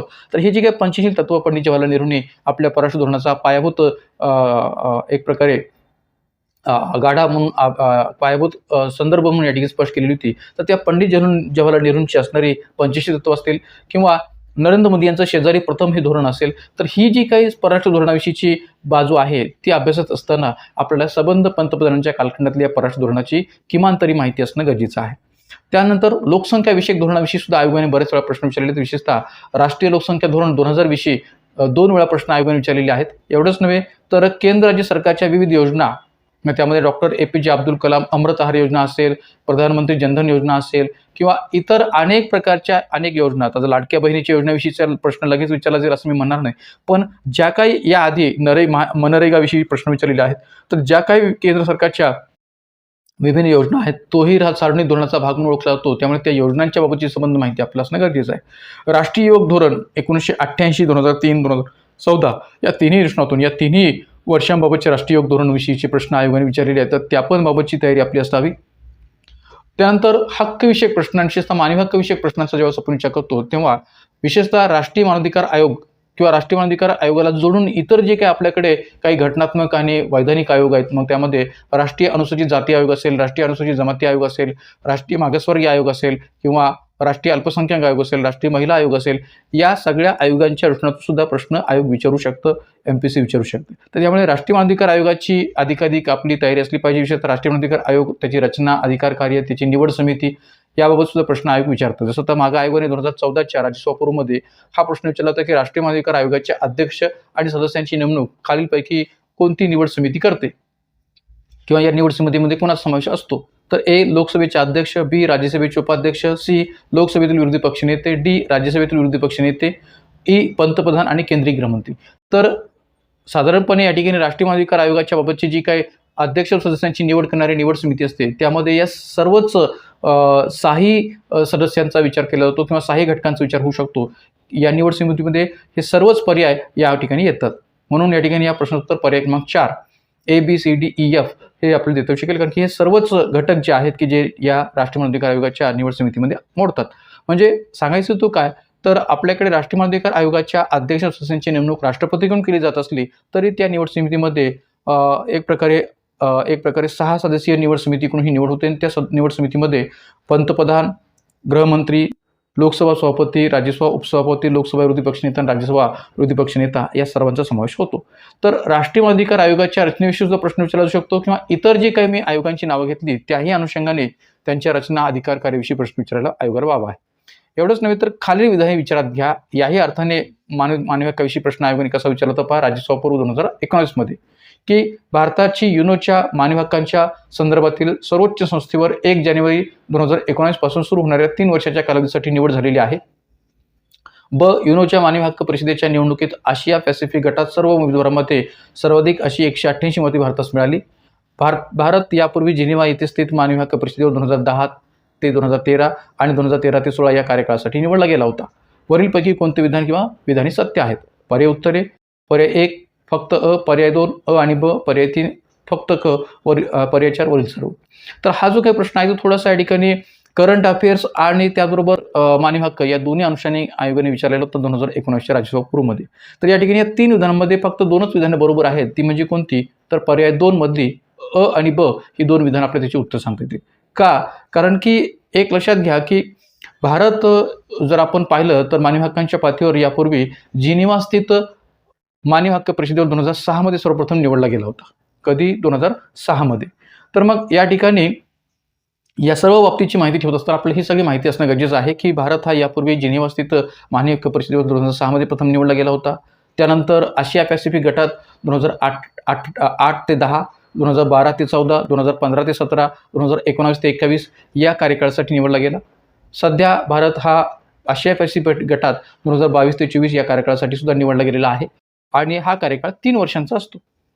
मग या सर्व अर्थाने या ठिकाणी मानवी हक्क परिषदेच्या बाबतीत कधी निवडला गेला होता किंवा आशिया पॅसिफिक गटात केव्हा तो किती काळासाठी निवडला गेला होता, केव्हा निवडला गेला होता, या सर्व अर्थाने किंवा त्याचा कार्यकाल काय असतो या सर्वच अर्थाने आपली ही तयारी असणं गरजेचं आहे. याबाबतची मानवी हक्कांच्या पातळीची सर्वच माहिती आपली तयारी असणं गरजेचं आहे. विशेषतः मानवी हक्कांसंबंधीचे वेगवेगळे जे कायदे आहेत, मग ते या ठिकाणी नागरिक हक्क संरक्षण कायदा 1955 असो, ॲट्रॉसिटी ॲक्ट असो किंवा डोमेस्टिक व्हायलन्स 2005 असो, असे मानवी हक्कांशी संबंधित वेगवेगळे कायदे, त्यांच्या यंत्रणा याचीही आपली परिपूर्ण तयारी असली पाहिजे. एवढंच मानवी हक्कांशी संबंधित त्या ठिकाणी आणखीन एक उल्लेख करता येईल तो म्हणजे काय की जम्मू आणि काश्मीर राज्य मानवी हक्क आयोगाचे अस्तित्व 31 ऑक्टोबर 2019 या दिवशी संपले. ज्या दिवशी जम्मू आणि काश्मीर, लडाख हे 2 केंद्रशासित प्रदेश जाहीर केले गेले, तर त्याच दिवशी या जम्मू आणि काश्मीरच्या राज्य मानवी हक्क आयोगाचे अस्तित्व संपलेलं होतं. तिहेरी तलाकच्या कायद्याला 1 ऑगस्ट 2019 रोजी भारताच्या संसदेने मंजुरी दिलेली असल्यामुळे हा दिवस आपल्याकडे मुस्लिम महिला हक्क दिन म्हणून साजरा केला होता. मुस्लिम महिला हक्क दिन म्हणून. का? तर तिहेरी तलाकच्या कायद्याला 1 ऑगस्ट 2019 रोजी भारताच्या संसदेने मंजुरी दिलेली होती म्हणून. तर मुस्लिम महिला हक्क दिन केव्हा साजरा केला जातो? तर 1 ऑगस्ट हाही आपल्याला माहिती असलं पाहिजे. राष्ट्रीय महिला आयोगाचे आजपर्यंतचे अध्यक्ष याविषयी सुद्धा आयोगाने प्रश्न विचारलेले आहेत. विशेषतः जयंती पटनायक ते रेखा शर्मा या संबंध व्यक्तींची नावं म्हणजे एक प्रकारे जयंती पटनायक यांच्यापासून रेखा शर्मा इथपर्यंतची संबंध राष्ट्रीय महिला आयोगाच्या अध्यक्षपदी कोण व्यक्ती येऊन गेलेले आहेत त्यांची नावं आपल्याला माहिती पाहिजेत. राष्ट्रीय अनुसूचित जाती आणि जमाती आयोगाच्या बाबतीतची घटनेची तरतूद कलम 338 असेल, कलम 338A बाबतीत असेल किंवा 102व्या घटनासूचीच्या माध्यमातून राष्ट्रीय मागासवर्गीय आयोगाला सुद्धा घटनात्मक दर्जा प्राप्त झालेला आहे की ज्याची तरतूद भारतीय राज्यघटनेच्या कलम 338B मध्ये केलेली आहे. तर अशा या संबंध बाबतीत हे जे काही मानवी हक्कांशी संबंधित विभिन्न आयोग आहेत, राष्ट्रीय मानवाधिकार आयोग तर आहेच आहे, पण हे जे काही विभिन्न आयोग आहेत त्या आयोगांच्या बाबतची सुद्धा माहिती आपल्याला ठेवणं गरजेचं आहे. का? तर त्याही दृष्टिकोनातून मानवी हक्कांचा विचार जो आहे तो या इतर आयोगांकडून सुद्धा होत असतो म्हणून. तर त्यामुळे या ठिकाणी मानवी हक्कासंबंधीचे जे काही प्रश्न आहेत ते अभ्यासत असताना या संबंध गोष्टींवर आपण प्रकाश हा टाकला पाहिजे, त्याची तयारी ठेवली पाहिजे. जेव्हा आपण पंचायत राज आणि नगर प्रशासन याचा विचार करतो तेव्हा या ठिकाणी ग्रामपंचायत, जिल्हा परिषद, जिल्हा प्रशासन, 73वी 74वी घटना असते आणि पेसा ॲक्ट 1996 म्हणजे कोणताही भाग असा आपला सोडता कामा नये या पंचायत संस्थांची किंवा स्थानिक स्वराज्य संस्थांची तयारी करत असताना. आणि त्यात मी याचा विचार फक्त पंचायत राज पुरताच करणार नाही तर जिल्हा प्रशासन हाही घटक याच्यामध्ये मी इन्क्लूड करतोय. कारण की पंचायत राज किंवा शहरी स्थानिक स्वराज्य संस्था हा भाग वेगळा आणि जिल्हा प्रशासन हा भाग वेगळा. जिल्हा प्रशासन हे टोटली जिल्हाधिकाऱ्याच्या नेतृत्वाखाली विचार घेतला जातं आणि जिल्हा अधिकारी या दृष्टिकोनातून सुद्धा या ठिकाणी बऱ्याच वेळा प्रश्न जिल्हा प्रशासनाविषयी आयोग विचारतं. मग ते कायदा व सुव्यवस्थेविषयी असो, जिल्हाधिकारी पदाविषयी असोत, जिल्हाधिकाऱ्याच्या एकंदरीत इतिहासाविषयी असोत किंवा जिल्हा प्रशासनाच्या विकासाविषयी असोत, बऱ्याच वेळा आयोगाने प्रश्न विचारलेले आहेत.